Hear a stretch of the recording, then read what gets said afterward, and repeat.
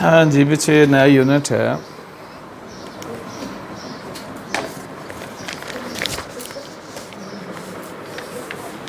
Electrostatic के बारे में।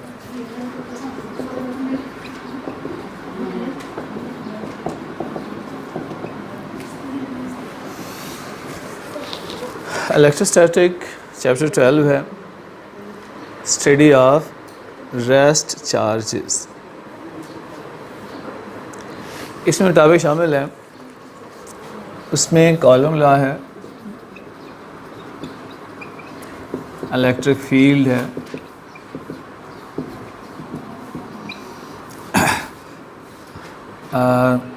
इलेक्ट्रिक पोटेंशियल,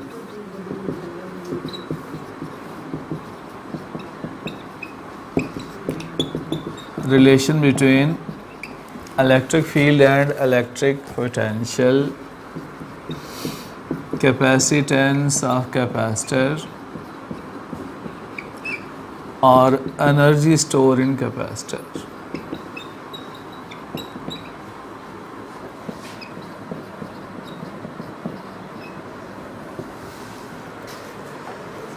ये कुछ टॉपिक हम पढ़ेंगे।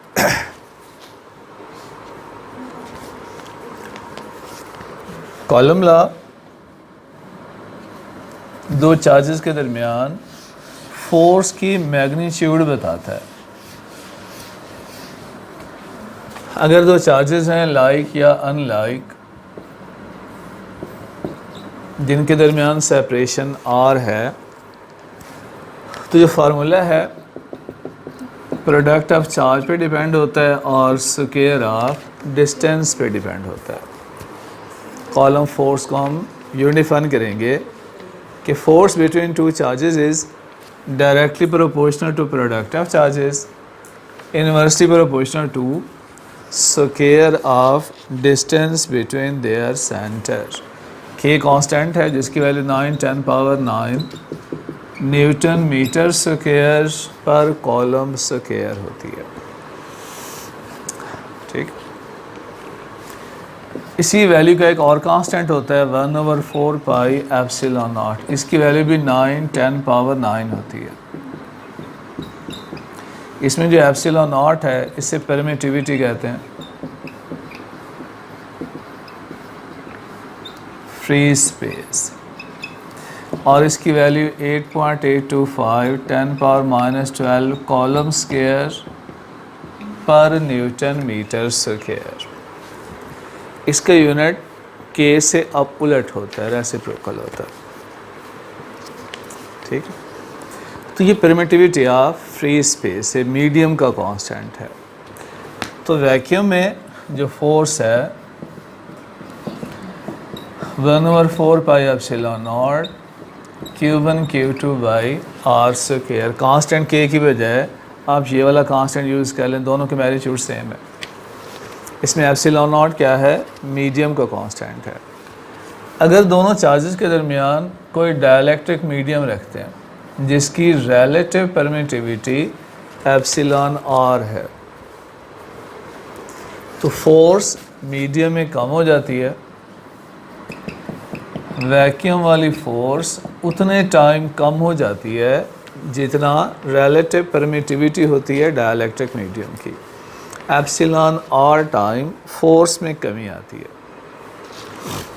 ठीक है, वजह क्या है, क्योंकि चार्जेस के दरमियान डाइलेक्ट्रिक मीडियम को रखा और डाइलेक्ट्रिक मीडियम की इलेक्ट्रिक पोलराइजेशन की वजह से फोर्स में कमी आती है। इलेक्ट्रिक फील्ड में कमी आती है, फोर्स में कमी आती है, पोटेंशियल में कमी आती है और कैपेसिटेंस में इजाफा होता है। अगर इलेक्ट्रिक पोलराइजेशन हो उसके नतीजे में इलेक्ट्रिक फील्ड कम होता है, फोर्स कम होती है, क्योंकि इलेक्ट्रिक फील्ड और फोर्स क्या होते हैं, डायरेक्टली। इलेक्ट्रिक फील्ड कम हुआ, फोर्स कम हुआ, पोटेंशियल ई डेल्टा आर होता है। इलेक्ट्रिक फील्ड कम हुआ, पोटेंशियल कम हुआ, कैपेसिटेंस Q/V होती है। तो इलेक्ट्रिक पोलराइजेशन की वजह से फोर्स में कमी आई, इलेक्ट्रिक फील्ड में कमी आई, इलेक्ट्रिक पोटेंशियल में कमी आई। पोटेंशियल में कमी की वजह से कैपेसिटेंस ऑफ कैपेसिटर में इजाफा हुआ था, ये भी इसकी वजह भी पोलराइजेशन थी।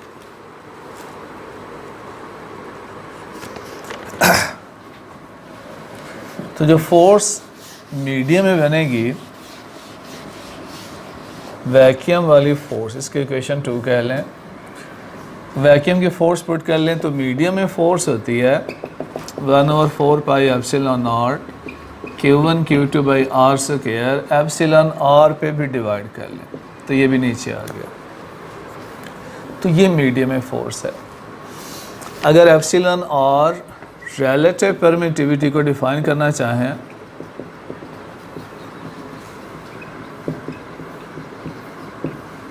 वैक्यूम की परमिटिविटी की वैल्यू फिक्स है 8.825 10⁻12। बाकी तमाम मटेरियल की परमिटिविटी ग्रेटर देन 1 होती है। कंपैरिजन किया जाता है फोर्स का। इसको डिफाइन यूँ करते हैं, इस इक्वेशन 2 में एप्सिलॉन आर की वैल्यू मालूम कर लें। एप्सिलॉन आर होता है F vacuum divided by F medium. तो जो रिलेटिव परमिटिविटी है it is ratio of forces, ये फोर्सेस की रेशियो है with vacuum to without with vacuum to medium. क्योंकि वैक्यूम में फोर्स ज़्यादा होती है, मीडियम के आने से फोर्स कम हो गई, लिहाजा एप्सिलॉन आर का आंसर ग्रेटर देन 1 होता है और ये 1 to 300 तक राइज करता है। डिफरेंट मटेरियल का जो रिलेटिव परमिटिविटी है उसकी वैल्यू 1 to 300 चेंज होती है। तो ये रेशियो है, फोर्सेस की रेशियो है, इसलिए इसका यूनिट नहीं होता। परमिटिविटी का यूनिट होता है, परमिटिविटी ऑफ फ्री स्पेस का यूनिट क्या था, कॉलम स्क्वायर पर न्यूटन मीटर स्क्वायर, जबकि जो रिलेटिव परमिटिविटी है रेशियो है it has no unit no dimension.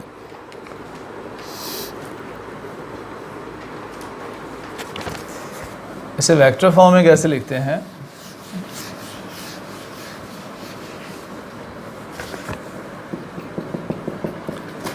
One over 4 pi epsilon naught Q1 Q2 by r square. Vector बनाने के लिए यूनिट वेक्टर से मल्टीप्लाई करना पड़ेगा, तो सिंपली अब दोनों तरफ यूनिट वेक्टर से मल्टीप्लाई करें। ये मैग्नीट्यूड और डायरेक्शन वेक्टर बन गया 1 over 4 pi epsilon naught Q1 Q2 by r square, r unit vector. तो फोर्स की डायरेक्शन किधर होती है, जो दोनों को मिलाने वाली लाइन की डायरेक्शन है, जो डिस्टेंस की डायरेक्शन है। फोर्स इज़ अलोंग डिस्टेंस, क्योंकि दोनों का यूनिट वेक्टर सेम है, फोर्स का भी और डिस्टेंस का भी। आर वेक्टर होता है magnitude and direction, unit vector की value R vector divided by magnitude है। यहाँ पर कर लें तो फोर्स ये भी होती है 1 over 4 pi epsilon naught Q1 Q2 by r cube r vector. R unit vector की जगह ये वैल्यू पुट करते हैं, तो ऊपर आर वेक्टर आ गया, नीचे वाला आर इसको आर क्यूब कर देता है। तो ये यूनिट वेक्टर की फॉर्म में है और ये वेक्टर की फॉर्म में है।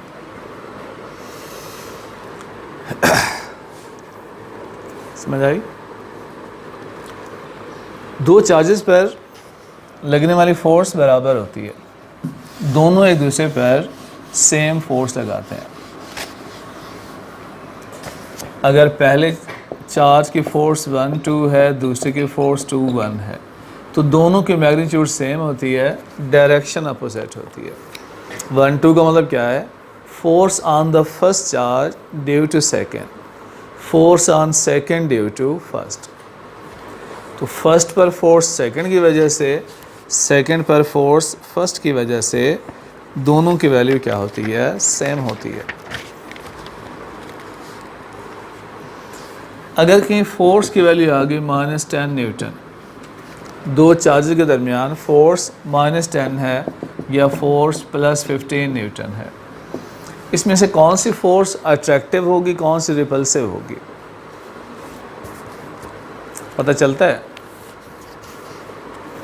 अगर दो चार्जेस हैं, दोनों ही पॉजिटिव हों, Q1 Q2, तो आंसर भी क्या आएगा, पॉजिटिव। अगर दोनों नेगेटिव हों तब भी आंसर क्या आएगा? पॉजिटिव। गोया जहाँ भी पॉजिटिव होता है वो रिपल्सिव होती है, क्योंकि सिमिलर चार्ज के दरमियान रिपल्सिव फोर्स है। जहाँ फोर्स नेगेटिव में आएगी, गोया एक चार्ज प्लस है एक चार्ज माइनस है, उनका प्रोडक्ट क्या आएगा? नेगेटिव आएगा। So negative means attractive force, positive means repulsive force.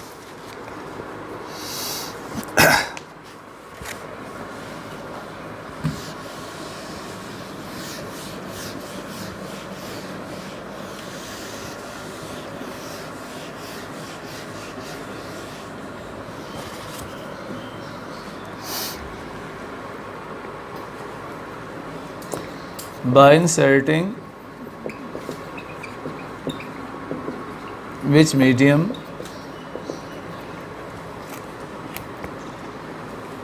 column force reduced to half.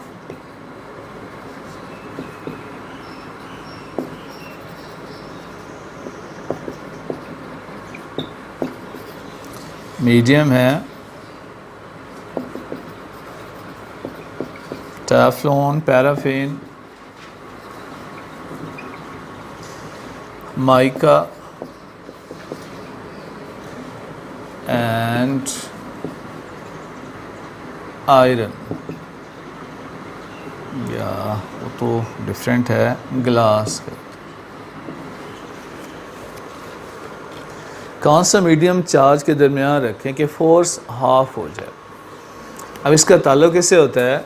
Relative permittivity से। जिस डाइलेक्ट्रिक मीडियम की रिलेटिव परमिटिविटी 2 होगी वो रखने से फोर्स क्या हो जाएगी? हाफ। तो आप टेबल चेक कीजिए, वहाँ पैराफिन की रिलेटिव परमिटिविटी 2 है, जिसके नतीजे में फोर्स क्या हो जाएगी? पहले से हाफ हो जाएगी। If magnitude of both forces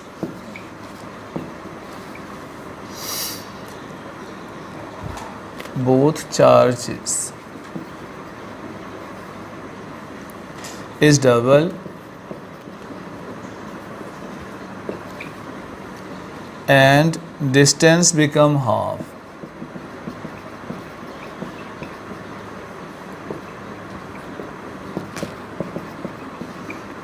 then force will be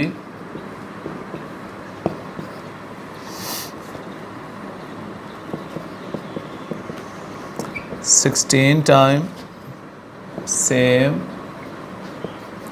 1/16 time या 4 टाइम।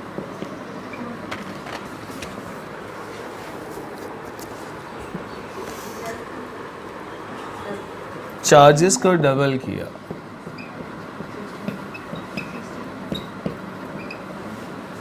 चार्ज को डबल किया, ये भी 2 हो गया, ये भी 2 हो गया, और रेडियस को हाफ किया, डिस्टेंस को हाफ किया, तो 4 ऊपर आ गए, इधर 4 नीचे है। 4 × 4 16 टाइम फर्क पड़ेगा।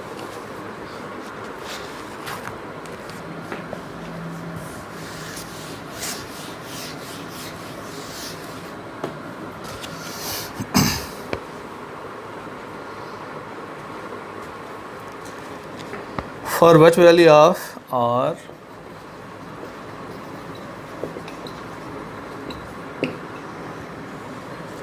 column force between charges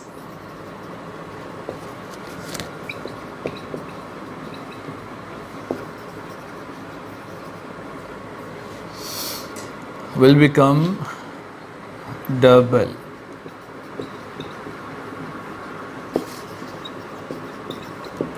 initial force ये है कि Q1 Q2 by r square.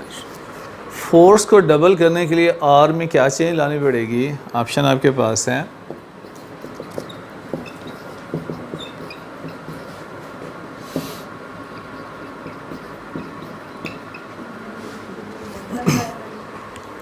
Alpha beta Charlie delta beta. R अगर 1/√2 आर पुट करेंगे, स्क्वायर के बाद 2 ऊपर चला जाएगा तो डबल हो जाएगी।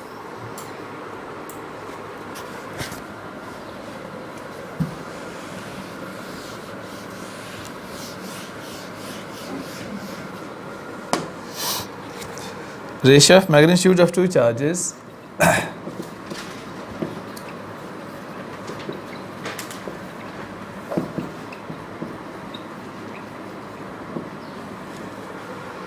is 1 ratio under root 2. दोनों चार्जेस की मैग्नीट्यूड में रेशियो 1 अंडर रूट 2 है. The force acting on them has ratio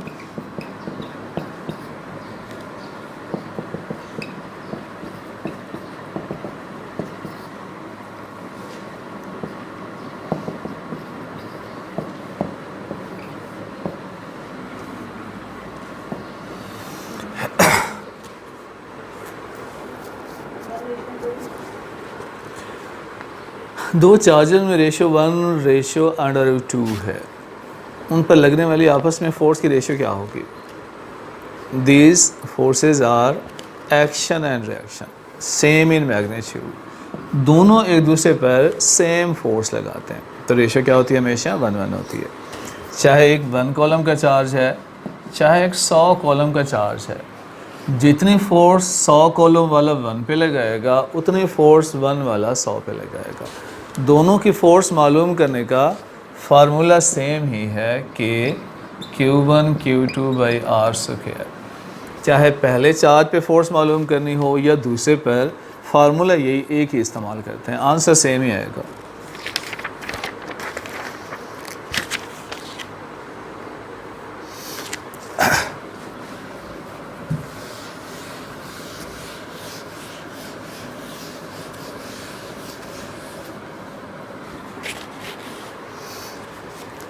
column force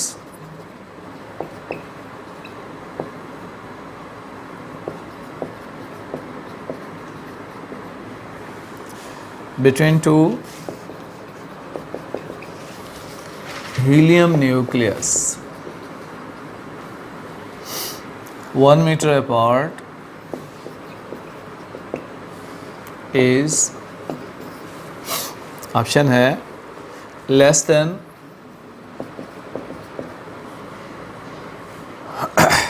2 proton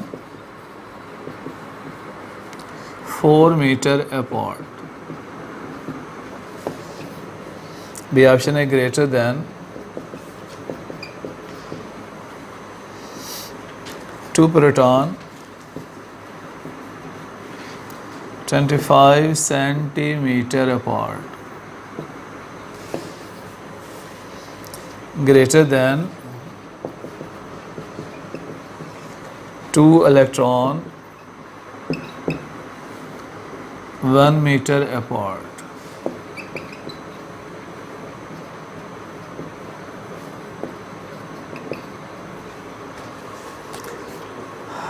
none भी करते हैं. कॉलम फोर्स जो दो हीलियम न्यूक्लियर के दरमियान है वो लेस दैन 2 प्रोटॉन के दरमियान, जिनके दरमियान 4 मीटर फासला है. इससे तो ये बड़ी है, गलत है. मालूम करके देख लें फार्मूला पुट करके.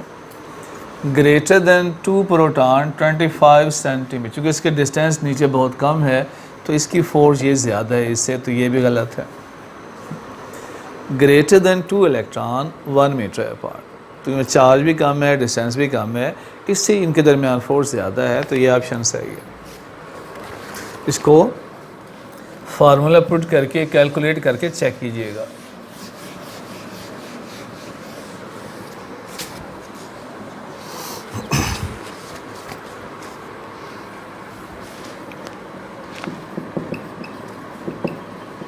इलेक्ट्रिक इंटेंसिटी क्या होती है?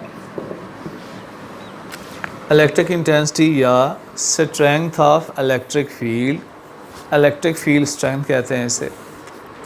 कोई भी चार्ज है, हर चार्ज का अपना इलेक्ट्रिक फील्ड होता है. वो इलाका जहाँ तक ये चार्ज किसी और चार्ज पे फोर्स लगा सके वो इलाका इसका इलेक्ट्रिक फील्ड होता है. ठीक है, जैसे ज़मीन है, ज़मीन के गिर्द का वो इलाका जहाँ तक ज़मीन का असर महसूस कर सकते हैं वो ग्रेविटेशनल फील्ड है. चार्ज के इर्द गिर्द का भी वो इलाका जहाँ तक चार्ज किसी और चार्ज पे फोर्स लगा सके। अब ये जो इलेक्ट्रिक फील्ड होता है चार्ज के गिर्द, इसकी वैल्यू हर पॉइंट पर सेम नहीं होती। चार्ज के करीब स्ट्रॉन्ग इलेक्ट्रिक फील्ड होता है, चार्ज से अवे चलते जाएं तो वीक होता जाता है, एक स्टेज पर जाकर इलेक्ट्रिक फील्ड ख़त्म हो जाता है, फिर उसके आगे वो किसी चार्ज पे फोर्स नहीं लगा सकता, उसकी एक रेंज होती है। अगर किसी पॉइंट पर आप इलेक्ट्रिक फील्ड की स्ट्रेंथ मालूम करना चाहें तो तरीका होता है वहाँ पर आप कोई टेस्ट चार्ज रख दें। क्यू डैश क्या है? एक टेस्ट चार्ज है, और ये देखें कि उस टेस्ट चार्ज पर कितनी फोर्स लग रही है।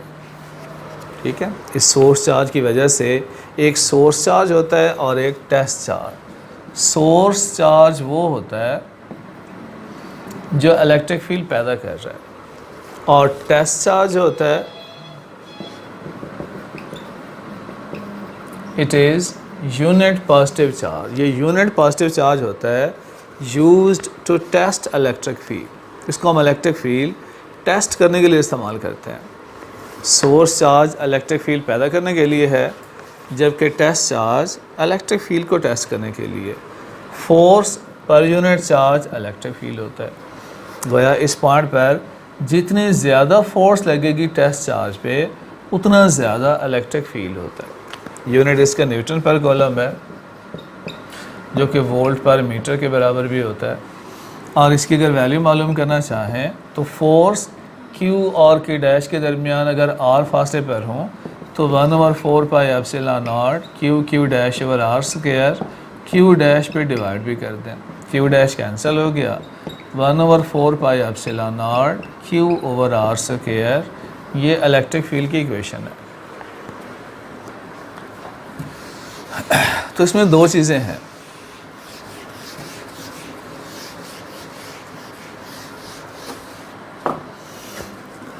अगर तो सोर्स चार्ज का पता है, ये सोर्स चार्ज है, और फासले का पता है कि किसी क्यू चार्ज की वजह से आर फासले पर इलेक्ट्रिक फील्ड कितना होगा, तो ये फार्मूला यूज़ कर लें।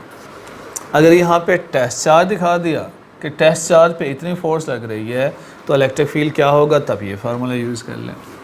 तो दोनों फार्मूले से आप इलेक्ट्रिक फील्ड मालूम कर सकते हैं, या तो टेस्ट चार्ज और फोर्स गिवन होगा, या फिर मसलन find electric field due to charge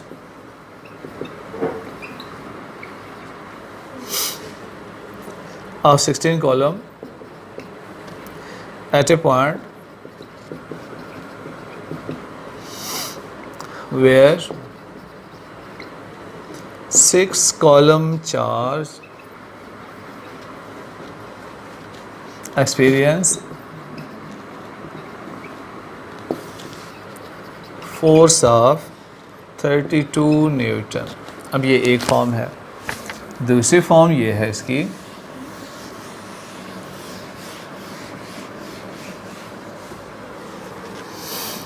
कि find E due to point charge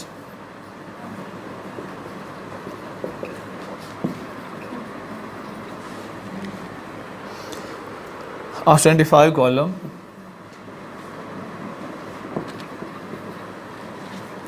at a point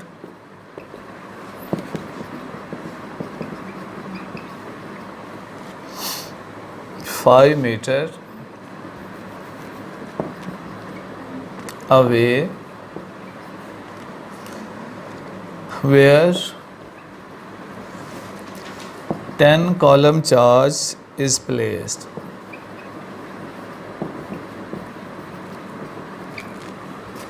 अब पहले सवाल में क्या है, find E due to charge of 16। ये 16 कॉलम का चार्ज है, इससे कुछ फासले पर, कितने फासले पर, जहाँ पर एक 6 कॉलम का चार्ज कितने फोर्स ज़ाहिर शो कर रहा है, 32 न्यूटन। ठीक है, तो इसे कैसे करेंगे, फोर्स पर चार्ज। अब चार्ज कौन सा यूज़ करेंगे, जो उस पॉइंट पर पड़ा है, 32 डिवाइडेड बाय 6। तो ये 5.3 न्यूटन मीटर 5.3 न्यूटन पर कॉलम आ गया। समझ आई? Find E due to charge of 16 coulomb. इस चार्ज की वजह जो इलेक्ट्रिक फील्ड पैदा है वो मालूम करना है। At a point where 6 Coulomb charge, ये अब टेस्ट चार्ज बन गया। वहाँ पड़ा है कितनी फोर्स एक्सपीरियंस कर रहे हैं 32, तो फोर्स पर चार्ज लेंगे। इसमें अब सोर्स चार्ज नहीं इस्तेमाल होना। जबकि दूसरा जो है find E due two point, एक 25 कॉलम का चार्ज है, उससे 5 मीटर दूर यहाँ पर एक चार्ज पड़ा है 10 कॉलम। अब इस चार्ज पे कितनी फोर्स लग रही है ये नहीं बताया, बस ये कहा कि 25 कॉलम के चार्ज की वजह से 5 मीटर दूर कितना इलेक्ट्रिक फील्ड होगा अगर वहाँ कोई चार्ज पड़ा है। फोर्स नहीं बताएगी। उसके लिए सिंपल आप फार्मूला यूज़ करेंगे 1/4 pi epsilon not Q divided by R square. अब इसमें सोर्स चार्ज इस्तेमाल करते हैं। इसमें Q क्या इस्तेमाल करेंगे 25। कितने फासले पर है 5 मीटर। इसमें जो इम्पॉर्टेंट चीज़ होती है वो होता है ज़ीरो फील्ड लोकेशन मालूम करना।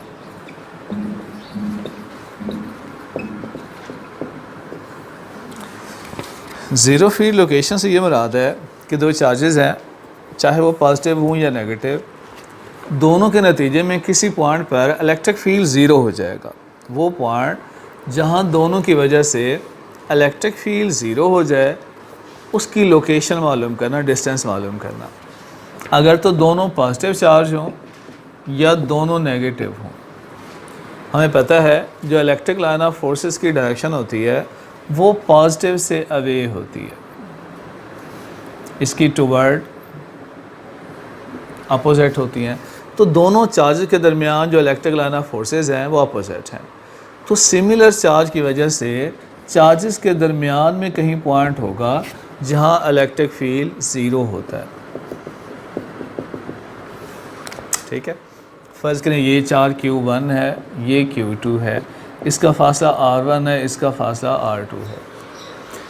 तो हमें ये फासला R2 मालूम करना है। तरीका क्या होता है, इस पॉइंट पर दोनों का इलेक्ट्रिक फील्ड बराबर होता है, इक्वल और अपोजिट होता है। तो दोनों के इलेक्ट्रिक फील्ड की वैल्यू पुट करके R मालूम करना होता है। इलेक्ट्रिक फील्ड क्या होता है 1/4 pi epsilon naught Q1 over R1 square, 1/4 pi epsilon not Q2 by R2 square. ये तो कांस्टेंट कैंसिल हो जाता है।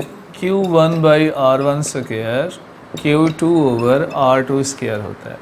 तो R2 स्क्वायर की वैल्यू बन जाती है Q2 by Q1 multiply R1 square, या simple R2 is equal to under root Q2 by Q1 multiply R1।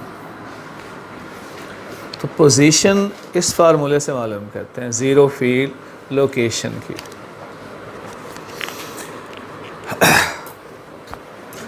अब फासला कैसे लेना होता है,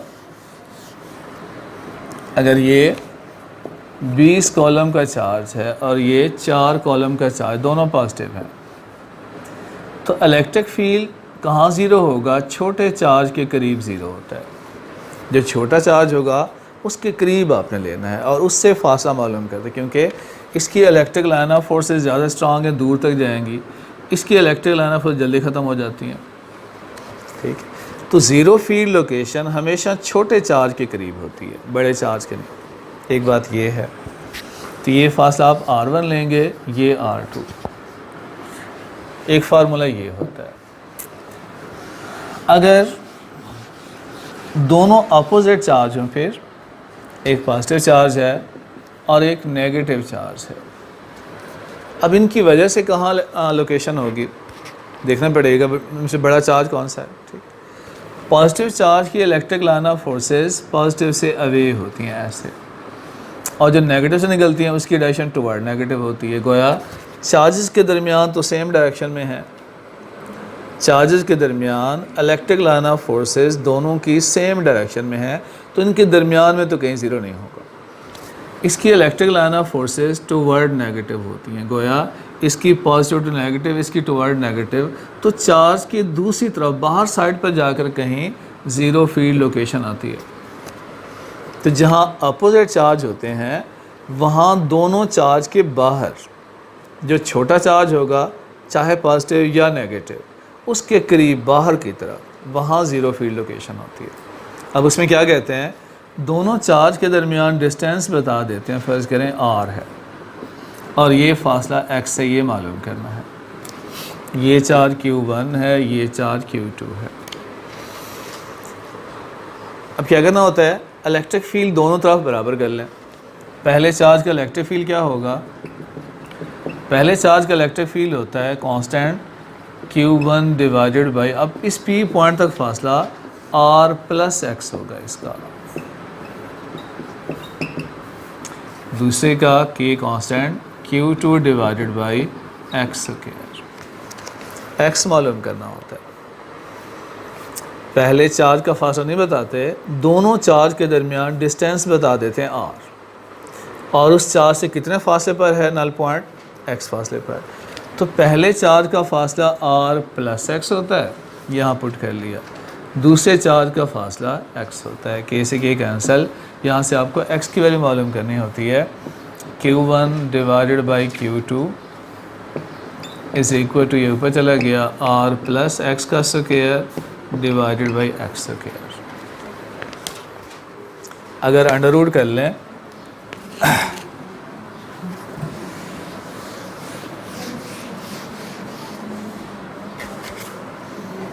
तो Q1 by Q2 under root, यहाँ बन गया r plus x divided by x।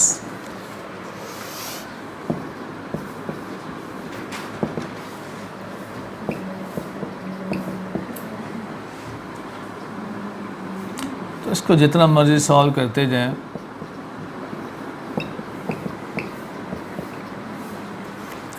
x की वैल्यू सॉल्व करनी होती है इसमें से। r गिवन होगा, r क्या होता है, दोनों चार्ज के दरमियान फासला।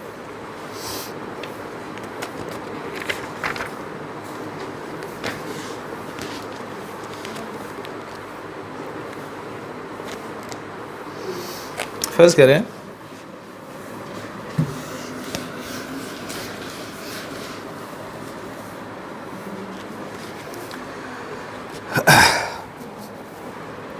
एक 4 कॉलम का चार्ज है और एक 9 कॉलम का चार्ज है, दोनों ही पॉजिटिव है और दोनों के दरमियान फासला बता दिया 3 मीटर। अब बताएं ज़ीरो फील्ड लोकेशन कहाँ पर होगी।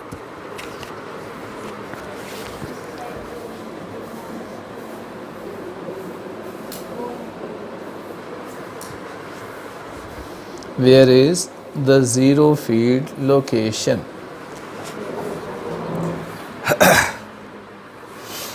ये फासला r है, छोटे चार्ज के करीब यहाँ पर होगा। ये फासला फ़र्ज़ करें x है, तो हमें x की वैल्यू चाहिए।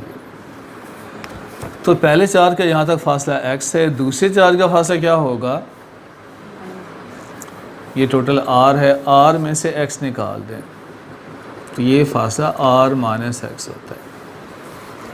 पहला चार्ज x फासले पर है नल पॉइंट से, जबकि दूसरे चार्ज का फासला r माइनस x है। दोनों के इलेक्ट्रिक फील्ड को इक्वल कर लें, या constant k Q1 divided by x square, constant k Q2 divided by r minus x square.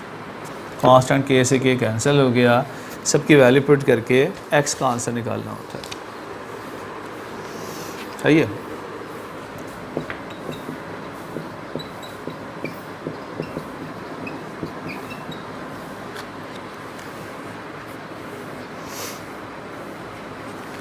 दोनों तरफ का अंडर रूट ले लें,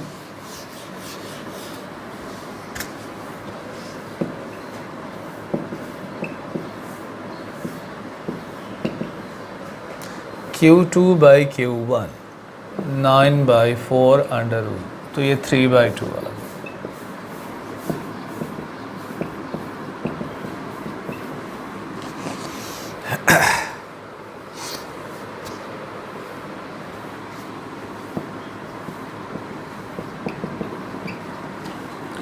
2 इससे मल्टीप्लाई हुआ, 3 उसके साथ, 2r minus 2x is equal to 3x। 2r is equal to 3x plus 2x।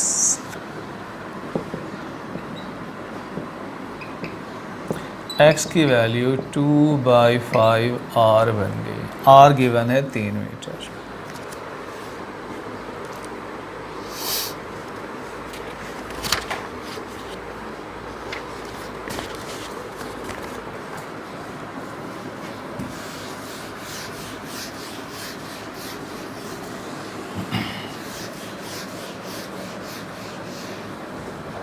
Electric potential क्या होता है?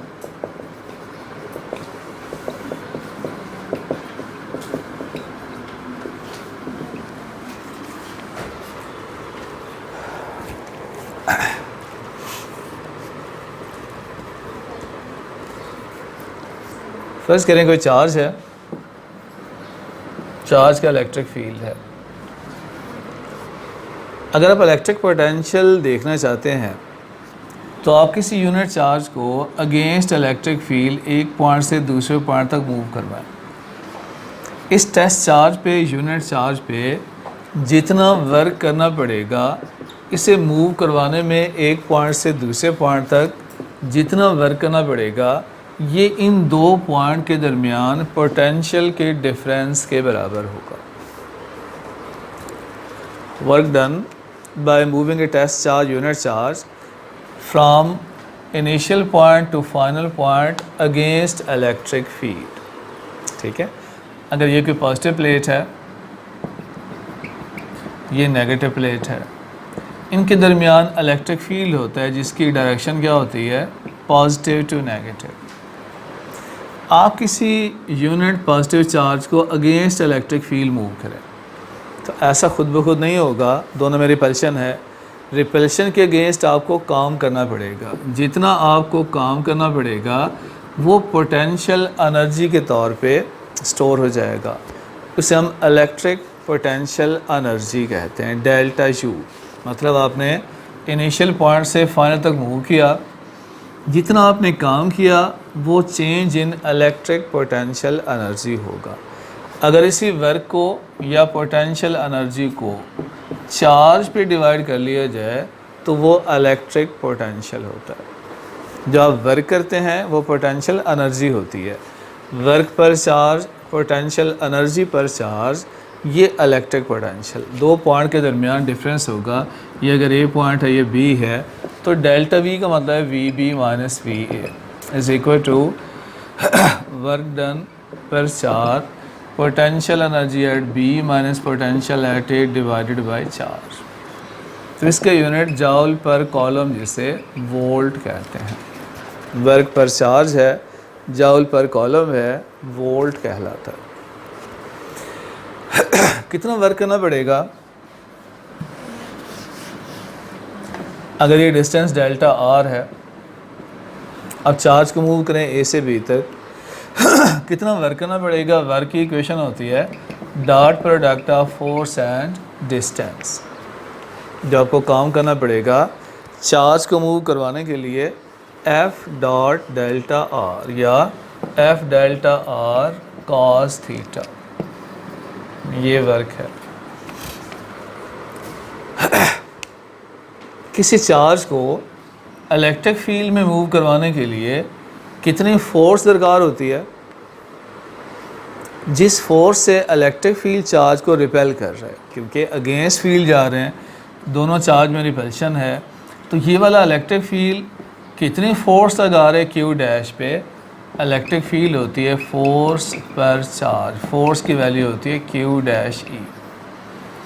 लिहाजा इलेक्ट्रिक फील्ड इतनी कुव्वत से चार्ज को रिपेल कर रहा है। अगर आप चार्ज को धक्का देना चाहते हैं, कम से कम ये फोर्स आपको चाहिए। इसकी वैल्यू पुट कर लें, Q dash E dot Q dash ई डेल्टा आर कॉस थीटा, ये वर्क है। एंगल दो वेक्टर के दरमियान देखना होता है। अब इलेक्ट्रिक फील्ड और डेल्टा आर अपोजिट है। इलेक्ट्रिक फील्ड इस तरफ है, आप अगेंस्ट इलेक्ट्रिक फील्ड जा रहे हैं, एंगल 180 हो गया। cos 180 नेगेटिव होता है minus Q dash E delta R, ये वर्क है, ठीक है। अब वर्क की जगह उसकी वैल्यू पुट कर लें तो डेल्टा V होगा minus Q dash E delta R divided by Q dash cancel हो गया, minus E delta R delta V। ये एक इम्पॉर्टेंट रिलेशन है between electric intensity and electric potential. Electric field किसके बराबर है? Minus delta V over delta R। तो potential में change with respect to distance देख रहे हैं, पोजीशन देख रहे हैं। जब आप किस चीज़ में चेंज डिस्टेंस के लिहाज से देखते हैं तो वो उसका क्या बन जाती है? ग्रेडियंट बन जाती है। So minus gradient of potential electric field होता है। और ग्रेडियंट लेने के बाद स्केलर का ग्रेडियंट लेते हैं, क्योंकि इलेक्ट्रिक पोटेंशियल क्या है? स्केलर है, वर्क पे डिपेंड है। अगर स्केलर का ग्रेडियंट लें तो वो वेक्टर बन जाती है। इलेक्ट्रिक फील्ड क्या है? वेक्टर है। So gradient of scalar is a vector. Scalar का ग्रेडियंट क्या होता है? वेक्टर होता है। पोटेंशियल का ग्रेडियंट इलेक्ट्रिक फील्ड है। पोटेंशियल एनर्जी का ग्रेडियंट फोर्स होती है।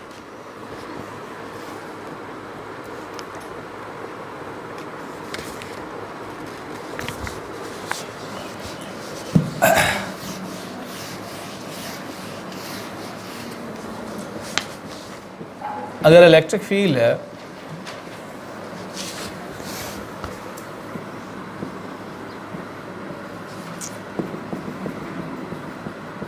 सिमिलर चार्ज है, यहाँ अपोजिट चार्ज है,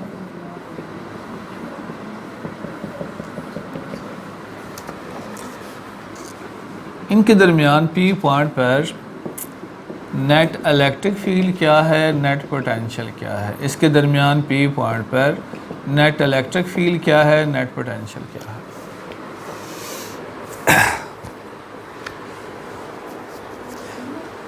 अगर दोनों सिमिलर चार्ज हों तो उनके दरमियान इलेक्ट्रिक फील्ड क्या होता है? इलेक्ट्रिक फील्ड की डायरेक्शन होती है, वेक्टर है। Electric line of forces positive to negative होती हैं, इसकी पॉजिटिव टू नेगेटिव, तो नेट इलेक्ट्रिक फील्ड सेंटर में ज़ीरो हो जाएगा। अगर सिमिलर चार्ज हैं तो उनकी वजह से नेट इलेक्ट्रिक फील्ड सेंटर में क्या होता है? ज़ीरो। लेकिन पोटेंशियल स्केलर है, उसकी डायरेक्शन नहीं होती, वो दोनों की मैग्नीट्यूड को जमा कर लेगा। एक प्लस का है, ये भी प्लस का है, तो पोटेंशियल यहाँ पे डबल हो जाएगा पहले से। अगर एक चार्ज की वजह से Q था और V था, दोनों को मिलाकर 2V हो जाएगा। सही है। लेकिन अगर अपोजिट है तो अपोजिट में इलेक्ट्रिक फील्ड की डायरेक्शन पॉजिटिव टू नेगेटिव, इसकी भी टुवर्ड नेगेटिव, तो इलेक्ट्रिक फील्ड यहाँ डबल हो जाता है, स्ट्रॉन्ग हो जाता है, एक ही लाइन में हो जाता है। जबकि जो इलेक्ट्रिक पोटेंशियल है वो सेंटर में ज़ीरो, एक का प्लस एक का माइनस, प्लस माइनस कैंसिल हो जाएगा। तो ये डिफरेंस ज़हन में रखना है। अगर सिमिलर प्लेट हैं उनकी वजह से इलेक्ट्रिक फील्ड ज़ीरो हो जाता है, पोटेंशियल स्ट्रांग हो जाता है। अपोजिट प्लेट हैं तो इलेक्ट्रिक फील्ड स्ट्रांग हो जाता है, इलेक्ट्रिक पोटेंशियल कम हो जाता है। काफ़ी है। चल